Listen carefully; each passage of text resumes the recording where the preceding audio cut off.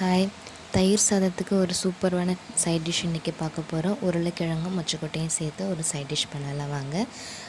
கூடவே சத்து மாவு கஞ்சி எப்படி ரெடி பண்ணுறதுன்னு பார்க்கலாம். மார்னிங் பிரேக்ஃபாஸ்ட்டுக்கு ஒரு 4 ஸ்பூன் அளவுக்கு மாவு தனியாக எடுத்து ஒரு பவுலில் மாற்றிக்கோங்க. இது மாவு நானே ரெடி பண்ணது தான், குழந்தைக்காக நான் ரெடி பண்ண மாவு. இதை ஒரு பவுலில் நீங்கள் மாற்றி எடுத்துகிட்டு தண்ணி போட்டு நல்லா கட்டி இல்லாமல் கலக்கி விட்டுக்கோங்க. நான் கலக்கிட்டு இருக்கும் போதே என் பையனும் கூட ஜாயின் பண்ணிட்டான். ஸோ 2 பேரையுமே மாற்றி மாற்றி ஒரு வழியாக கலக்கி எடுத்துட்டோம். அது நல்லா கட்டி இல்லாமல் கலக்கிட்டு நல்லா ஃபில்ட்ரு பண்ணி எடுத்துக்கோங்க. ஃபில்ட்ரு பண்ணி எடுத்துட்டிங்கனாக்கா அது நல்லா நரன்னு இல்லாமல் இருக்கும். குழந்தைக்கு ஊட்டுறதுக்கு அது ரொம்ப நல்லாயிருக்கும். ஒரு ஸ்டீல் பாத்திரத்தில் ஒரு பாதி அளவுக்கு தண்ணி எடுத்து நல்லா கொதிக்க வச்சுக்கோங்க. கொதிக்க வச்சதுக்கப்புறமா அந்த ஃபில்ட்ரு பண்ண மாவு, சத்து மாவு கஞ்சி இருக்கு இல்லைங்களா, அதை எடுத்து அதில் ஊற்றிக்கோங்க. ஊற்றிட்டு நல்லா கட்டி இல்லாமல் கிளறி விட்டுக்கோங்க. கட்டி இல்லாமல் நல்லா கிளறி விட்டதுக்கப்புறமா கடைசியாக கொஞ்சமாக கல் உப்பு போட்டுக்கோங்க, டேஸ்ட்டுக்கு கொஞ்சமாக.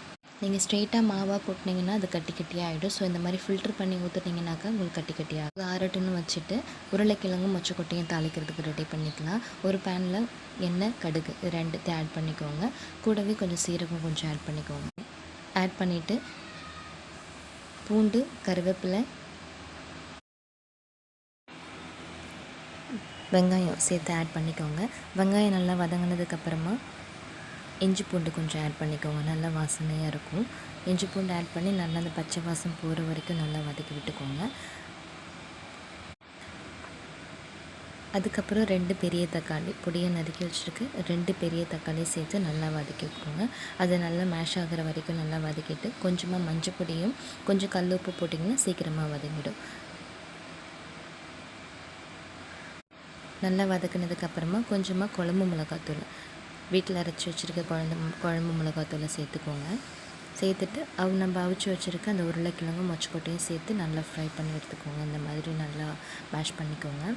அதுக்கப்புறமா கொத்தமல்லி தூவி இறக்கிக்கலாம்.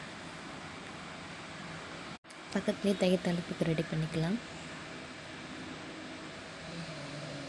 கருவேப்பிலை, பச்சை மிளகாய், சீரகம், கடுகு இதெல்லாம் ஒன்றா சேர்த்துட்டு நல்லா வதக்கிட்டு அது கூடவே மஞ்சள் பொடி கொஞ்சம் சேர்த்து வதக்கிக்கோங்க.